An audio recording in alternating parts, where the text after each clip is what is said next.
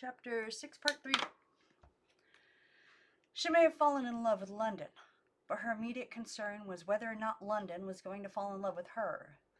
For all the warmth with which she had been welcomed by high society, she had yet to prove herself with the British theatre-going public, and her trial by fire was to be the next day. They opened at the Gaiety on June 4th, and she suffered the worst attack of stage fright she'd had to date. This crippling shock always hit her when she didn't go on early in a play. Moreover, she knew in advance that the house was going to be friendly. This opening was sheer torture. Here a friendly audience, which had come expressly to see her, had to sit through the whole of Moliere's Misanthrope before she put in an appearance. She had to sit through it too, only she didn't do much sitting. She paced the dressing room floor. 3 times she took off her makeup and put it back on again.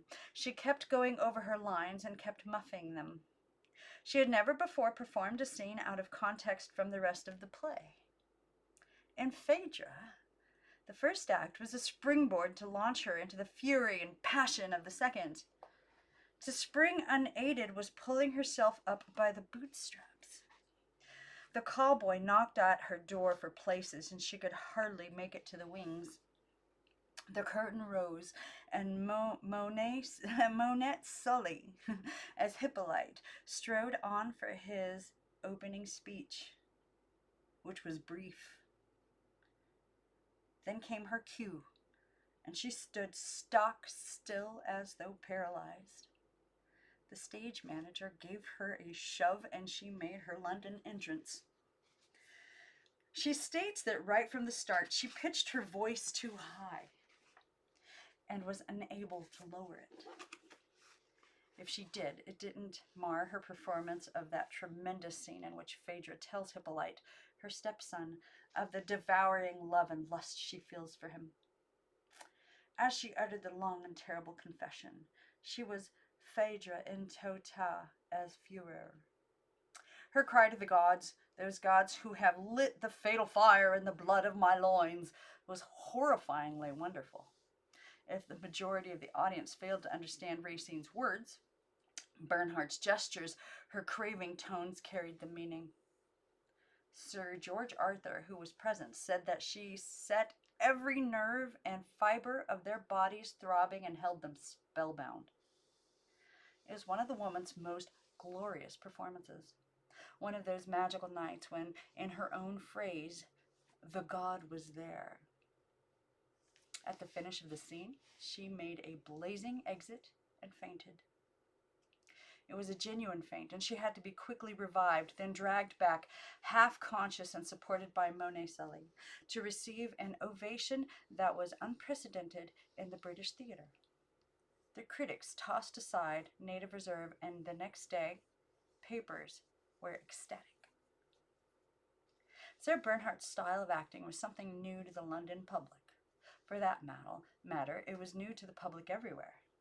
People generally were unprepared for such a combination of delicate lyricism and startling boldness. One reviewer spoke of her orchidaceous air.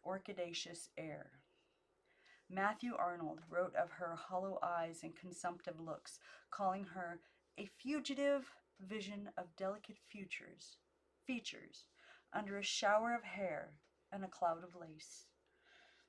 Ellen Terry, in her own memoirs, said, "She was as transparent as an azalea, only more so, like a cloud, only not so thick. Smoke from a burning paper describes her more nearly." Ellen Terry and Sarah Bernhardt were to become lasting friends. The enchanting actress, with her joyous art and irresistible charm, was the darling of England. No two players were ever less alike off stage. Bernhardt all artifice and fascinating pose, Terry all engaging simplicity and as fresh as an English garden. Terry admired Bernhardt as an actress and, probing behind the prose, loved her as a person. She called her by the unlikely pet name of Sally B. I have a cousin named Sally B.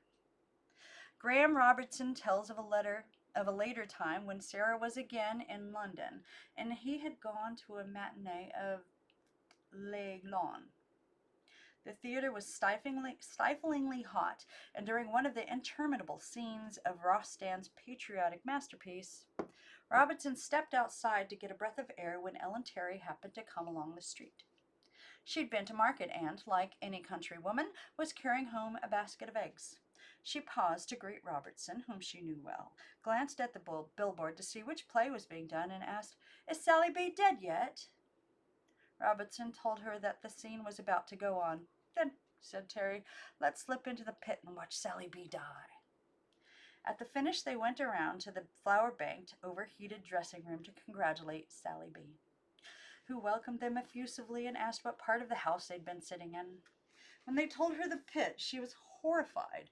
She was even more horrified when, as they left, she offered them the use of her private carriage, and Ellen Terry said cheerily, "No thanks. I left my basket of eggs in the pit. I must pick it up, and it's such a lovely day. I'm walking home." The artist W. Graham Robertson, whose writing is so much better than his painting, has left many amusing glimpses of Sarah. He was often invited to her lunches and dinners in London and Paris. He recalls a time when the conversation turned to the roles each would have liked to play in life, and Sarah immediately announced that she would like to have been a queen. Madame Gerard protested that no people would have ever put up with her, and that her head would have been off within a week. Sarah solemnly agreed, then brightened up and said, "But think how many other heads I should have had off during that week." Robertson never ceased to be amazed at her continual drive, her compulsion for work. "The two most vital people I have ever known," he wrote, "were Whistler and Sarah Bernhardt. Life was to them an art and a cult. They lived each moment consciously and passionately. I have seen the actress, after a hard evening's work, come to a momentary halt from physical exhaustion, yet it was as the halt of an engine at a station. The imprisoned energy still throbbed and panted to be off again." That's all I have time for today.